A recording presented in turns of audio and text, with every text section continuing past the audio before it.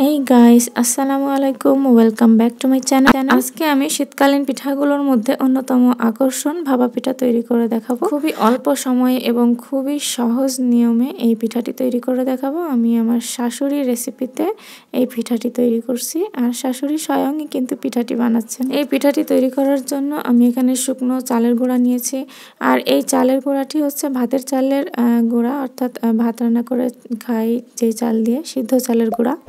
এই গুঁড়াটি রেডি করার জন্য ভাতের চাল খুব ভালো করে কয়েকবার ধুয়ে নিয়ে তারপর 15 মিনিট পানিতে ভিজিয়ে রেখে পানি থেকে 15 মিনিট পর চালটাকে উঠিয়ে নিয়ে একটা স্ট্রেনারে করে পানি ঝরিয়ে তারপর মিল থেকে গ্রাইন্ড করে নিয়ে আসা হয়েছে।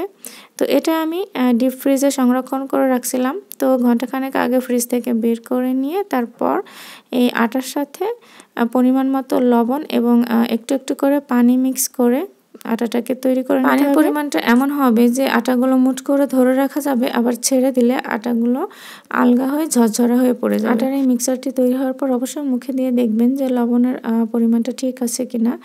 তো প্রথমে আমার শাশুড়ি একটা লবণেরটা করছে, আর আমরা শুধু লবণ দিয়ে খেতে অনেক পছন্দ করি। অর্থাৎ এখানে আমি মাটির ছোট্ট ছোট্ট কুটি যে সারাগুলো আছে সেইগুলো ব্যবহার করছি। এর উপরে একটা নেট দিয়ে একটা পানি ছাঁকা ছাঁকনির উপরে, এগুলোকে আমরা করপা বলি, এর উপরে বসিয়ে আমি সারাটাকে তুলে নিচ্ছি। আজকের এই ভাপা পিঠাটা আমরা প্রেশার কুকারে তৈরি করতেছি। তো হচ্ছে লবণেরটা তৈরি করা হয়ে গেছে, এবারে আমরা গুড় দিয়ে তৈরি করে দেখব।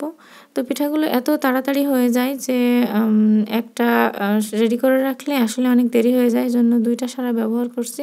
তো প্রথমে লবণেরটা রেডি করা হয়ে গেছে, এরপর এখানে আমরা গুড় দিয়ে যেটা তৈরি করব সেটাতে এরকমভাবে সমান করে আটা দেওয়ার পর আমরা এর উপরে কুচি কুচি করে কেটে রাখা গুড় দিয়ে দিচ্ছি পরিমাণ মতো। আপনারা যতখানি পছন্দ করবেন ততখানি দেবেন। তো এই গুড়গুলোকে প্রথম লেয়ারে আমি কিছুটা দিয়ে দিচ্ছি, এরপর আরও কিছু আটা দিয়ে দিচ্ছি। তো প্রথম লেয়ারটা দেওয়া শেষ হলে আমি আরও একটা লেয়ারে গুড় দিয়ে দিচ্ছি। এইভাবে করে পিঠাগুলোকে করে নিলাম। আপনারা চাইলে একটা লেয়ারেও কিন্তু শুধু গুড় দিতে পারেন, তো সেই ক্ষেত্রে গুড়ের পরিমাণটা একটু বেশি দিতে হবে। এবারে আমি একটা প্রেসার কুকারে পানি গরম করতে দিয়েছি। হাই হিটে আমি পানিটাকে পুরো বয়েল করে নিয়েছি, এরপর বাসিটাকে খুলে ফেলেছি। তারপর এইবারে আমি এই যে করপাটাকে বসিয়ে দিলাম এবং এর উপরে আমি একটা ঢাকনা দিয়ে দেব। আর প্রেসার কুকারে যখন আমি পানিটা ফুটাইছিলাম তখন পুরো হাই হিটে ছিল, বাট পিঠাটা দেওয়ার সময় আমি হিটটাকে কমিয়ে দিয়েছি, অর্থাৎ মিডিয়াম হাই হিটে রয়েছে এই পর্যায়ে। আর পিঠাটা কিন্তু হতে আপনার 2 থেকে 2.5 মিনিট মতো সময় লাগবে, এর বেশি সময় কিছুতেই লাগবে না। আর যেহেতু এটা ট্রান্সপারেন্ট একটা করপা, তো বোঝাই যাচ্ছে নিচ থেকে যে পিঠাগুলো হয়ে গিয়েছে। আমার শাশুড়ি বলে যে এই পিঠা বানানো কোনো মন্ত্রই না, কিন্তু আর কোনো কিছু আসলে মন্ত্র না হলে একটু জানার বিষয় থাকে।